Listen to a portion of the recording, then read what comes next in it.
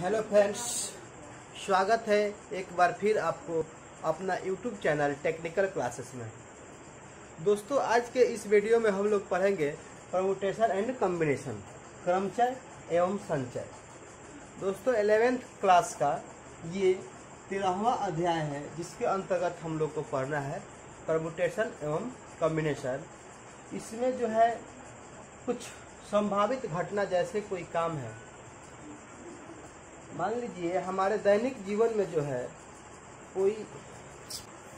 हमारे दैनिक जीवन में कुछ ऐसी समस्याएं मिलती हैं जहां हम देखते हैं कि किसी कार्य को करने के कितने तरीके हैं। इसके लिए हमें उस कार्य को करने के सभी संभावित तरीकों को जानना पड़ता है। उदाहरण के लिए मान लीजिए एक खाली कुर्सी है। उदाहरण के लिए मान लीजिए एक खाली जो है कुर्सी है, ठीक है। और 3 लड़के हैं, मान लीजिए रोहन,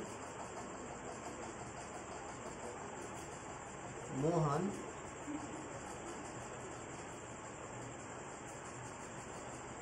और सोहन, ठीक है। अब हमारे पास काम क्या है कि इस खाली कुर्सी को भरना है।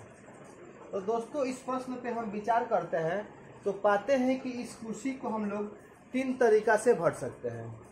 फर्स्ट, या तो इसमें रोहन को बैठा दें। दूसरा, या तो इसमें हम लोग सोहन को बैठा दें। तीसरा, या तो इसमें हम लोग मोहन को बैठा दें। यानी कि इस काम को 3 तरीका से किया जा सकता है। अर्थात दूसरे शब्दों में कहें तो इस काम को करने का 3 तरीका है, ठीक है दोस्तों। यानी कि इस घटना को घटने के लिए 3 संभावित तरीका हो सकता है। एक दूसरा उदाहरण समझते हैं।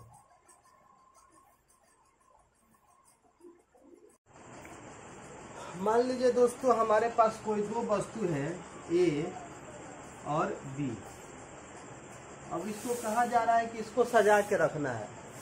तो दोस्तों, हम देख रहे हैं कि ये जो 2 वस्तु है, इसको हम या तो सजाएं तो पहले ए को रख दें, बाद में बी को रखें, या फिर पहले बी को रखें और बाद में ए को रखें। यानी कि सजाने का जो काम है ये भी 2 तरीका से किया जा सकता है।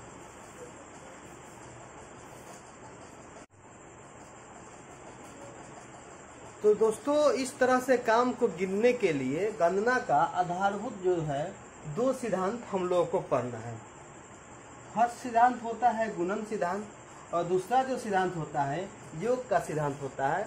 इसमें हम लोग गुना करके निकालते हैं और इसमें हम लोग जोड़ के निकालते हैं।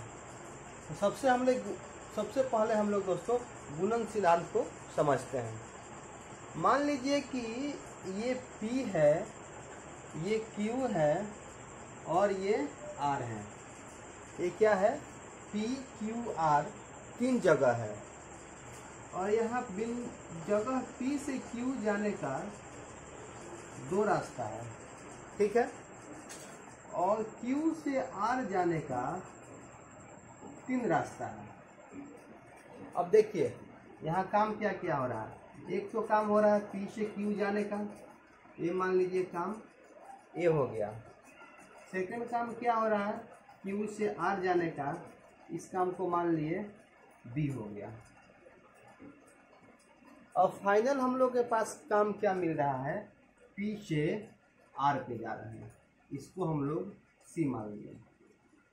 यानी कि C एक ऐसा कार्य है जिसको करने के लिए A और B दोनों में से कोई एक काम, दोनों का कोई एक काम करना पड़ता है। यानी कि A में से भी एक कोई काम होगा, या तो हम इस रास्ते से जाएं Q पर, या इस रास्ते से जाएं, दोनों में से कोई एक काम ये करेंगे। और ये जो 3 है, इस तीनों में से कोई एक काम करेंगे, तब जाकर हम बिंदु R पर पहुंचेंगे। यानी कि P से Q पर जाने का 2 रास्ता हो गया और Q से R पे जाने का 3 रास्ता हो गया। यानी कि 2 और 3, यानी कि टोटल जो हम लोग का कार्य हो गया ये P से R सी जो काम हो गया ए इंटू बी, यानी कि ए में जितना कार्य होता है और बी में जितना कार्य होता है, दोनों को अगर हम गुना कर दें तो हमको टोटल सी जो है कार्य करने का तरीका मालूम चल जाएगा। देखिए दोस्तों, कार्य इसमें क्या क्या हो रहा है।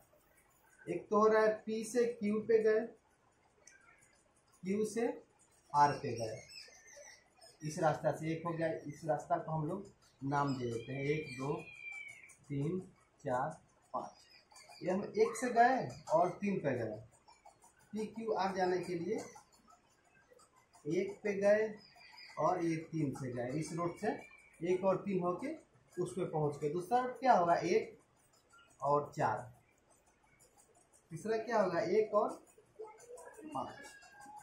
ये 3 रास्ता हो गया, 1 के साथ 3 रास्ता हो गया। वैसा ही 2 के साथ भी ये 3 4 5 2 रास्ता हो जाएगा, 3 रास्ता हो जाएगा।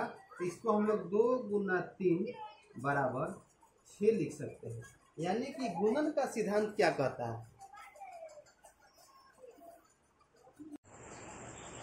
तो दोस्तों, इस उदाहरण से हम लोग गुणन सिद्धांत को समझ गए होंगे और इससे ये निष्कर्ष निकलता है कि यदि किसी कार्य ए के करने के एम भिन्न तरीका हो, यदि कोई काम ए हो और उसे करने के एम भिन्न तरीका हो और उसके प्रत्येक तरीका के संगत बी को करने के एन तरीका हो और सी एक ऐसा कार्य हो जो कि दोनों के होने पर होता है, तो कार्य सी को करने का कुल जो तरीका होता है दोस्तों, गुणन के सिद्धांत से m गुना n प्राप्त होता है।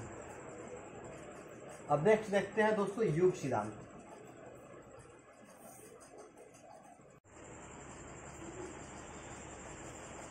दोस्तों, गणना का आधारभूत सिद्धांत नियम का जो योग सिद्धांत है वो ये कहता है कि अगर कोई कार्य ए एम भिन्न तरीका से तथा कोई कार्य एन तथा कोई कार्य बी जो है एन भिन्न तरीका से किया जा सकता है तथा सी एक ऐसा कार्य हो जो तभी होता है जब ए और बी में से कोई का एक भी कार्य हो जाता है।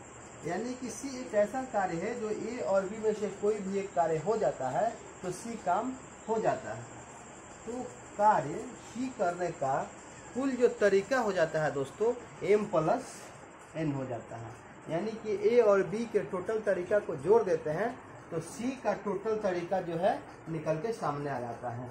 उदाहरण के लिए देखिए, उदाहरण के लिए दोस्तों हम लोग देखते हैं कि यहाँ मान लीजिए ये एक कमरा है और इसमें 2 दरवाजा है और इधर से 3 दरवाजा है और इस कमरा में मान लीजिए कोई ये आदमी है, इसको बाहर आना है। इधर से आता है तो इसको हम लोग ए कहते हैं और इधर से अगर आता है तो यह बी काम हो गया और बाहर आने के काम को सी कहते हैं।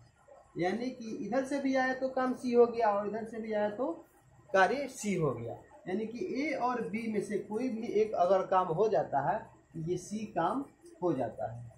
तो ए के कुल कितने तरीके हैं 2 और बी के कुल कितने तरीके हैं 3, क्योंकि यहाँ ए के पास 2 दरवाजा है और बी के पास 3 दरवाजा है। यानी कि टोटल जो हम लोग का कार्य करने का तरीका हो गया 3 और प्लस 2 बराबर 5। अब दोस्तों हम लोग शुरू करेंगे आगे का एक्सरसाइज, उसमें क्वेश्चन का हल करेंगे। दोस्तों अगर हम चाहते तो डायरेक्ट क्वेश्चन हल करा सकते थे, लेकिन उसमें आप लोगों को ये प्रॉब्लम होता है कि अभी तो आप क्वेश्चन बना लेते, सॉल्व कर लेते, कोई दिक्कत नहीं होता, लेकिन बाद में कभी भी आप जब क्वेश्चन निकालते तो उसमें आप लोग फंस जाते हैं। इसलिए मैथ को आप लोग मैथ की तरह नहीं पढ़िए, मैथ को आप लोग हिंदी की तरह पढ़िए।